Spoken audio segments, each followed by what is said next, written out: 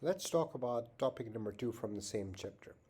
Now, once we know the core concepts, the five core concepts which I discussed in topic number 1, the next step is to understand the marketplace and customer needs, which was one of the, or actually two of the core concepts. So let's have a look at the basic concept of needs, wants, and demands. Now, this is a very important concept, and these are three different things which a marketer should understand and should know before they jump into creating a product for a particular market. Now, needs are actually the states of deprivation. These are the basic things which individual wants. For example, a physical need is food, clothing, safety, security. Social needs are belongingness and affection, and individual needs are knowledge and self-expression. Now you can ask that then what is the difference between need and wants? They look pretty much the similar. Now wants are actually shaped by culture and individual personality. You have to understand these two things. So these are pretty much the same things. They are interconnected. These three concepts are interconnected. But wants are shaped by culture primarily. Individual personality is also important, but I give more weightage to culture. And demands are backed by buying power. So, for example, your physical need is that you want food.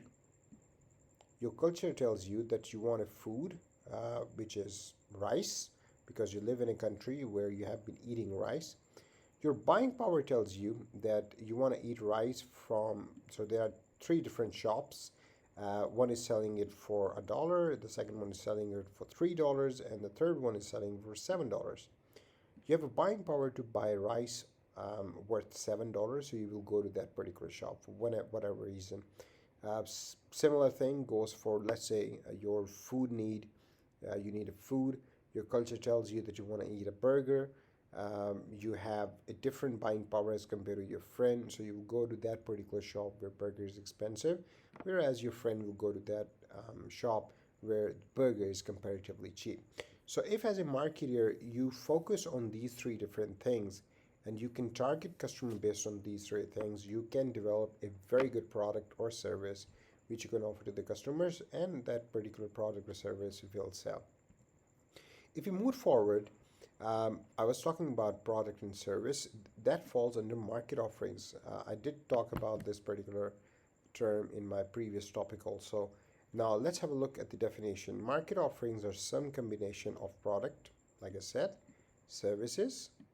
It can be an information, that's interesting, or experiences offered to a market to satisfy a need or want.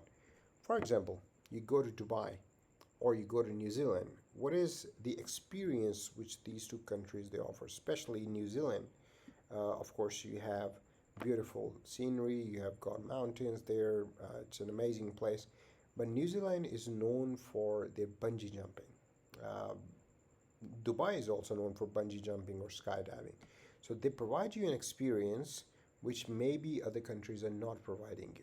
Similarly, information is also a type of market offerings. For example, you are on a trip to Italy and suddenly you meet a person near a Caesar Palace or whatever they have over there. I've never been to Italy. Who is providing information services. He's a tour guide and he says that if you give me, for example, 20 euros, I can be with you for 30 minutes and I can tell you the history. So that's the information offering. So, and product and service is a straightforward concept. So market offerings are the offerings of a particular organization to the market which a customer buys.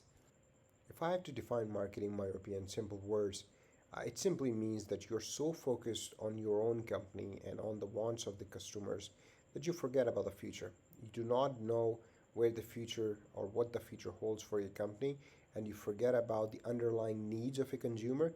Now, a mobile phone still has an underlying need, which is to do what? Why do you need or why do you use mobile phone? Doesn't matter you are using WhatsApp these days and you're not using SMS technology, but your underlying need to use mobile phone is still connectivity.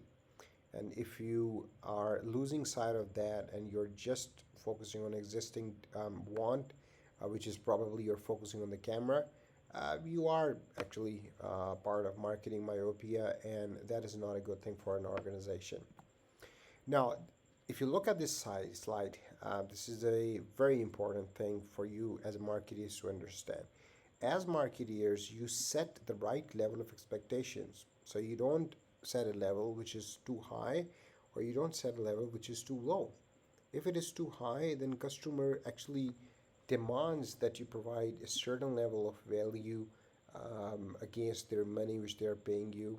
And if you're not providing that because you have told them that it's the expectations are very high of a consumer because you told them, then they're not going to be satisfied. So you go step by step. You balance between value and satisfaction of a customer, and you set the right level of expectation which a customer wants. Now, another core concept here, exchange. What exactly is exchange? Exchange is the act of obtaining a desired object from someone by offering something in return. Let's keep it simple. You give me money, I'm an organization, I'll give you the product, I'll give you the service, I'll give you information, I'll give you the experience. So if I'm a bungee jumping company, you're going to give me money, and I'm going to give you an experience of bungee jumping or skydiving, whatever you want to call it, and that's going to be a best experience of your life. And that is called an exchange. And again, it is an important core concept of marketing. As a marketer, you need to focus on exchange. So let's have a look on markets, and let's have a look on this very thing which actually summarize the whole marketing concept in a very beautiful form. Now, first of all, markets, again, a core concept of marketing, are the set of actual and potential buyers of a product or service.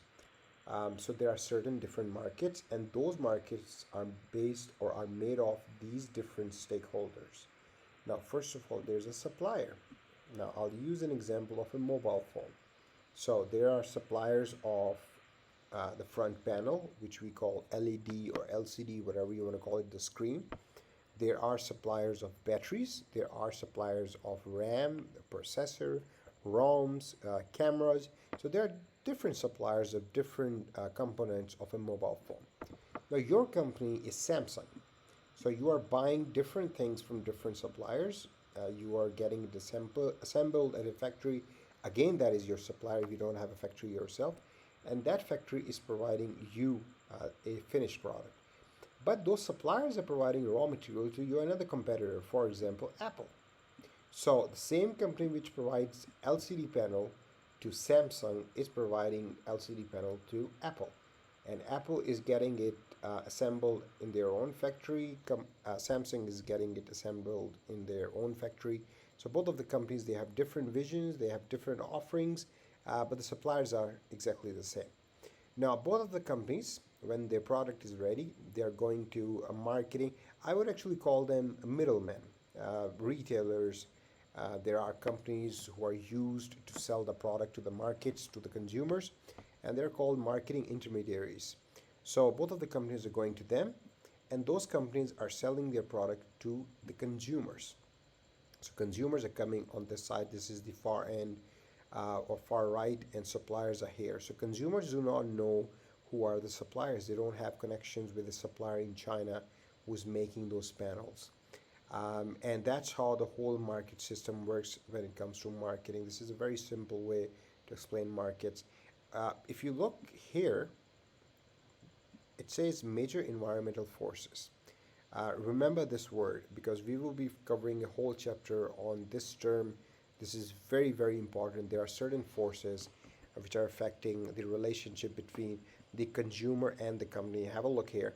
There's a relationship between a consumer and a company. There's no relationship between a consumer and a supplier, but there's a relationship between consumer and a company.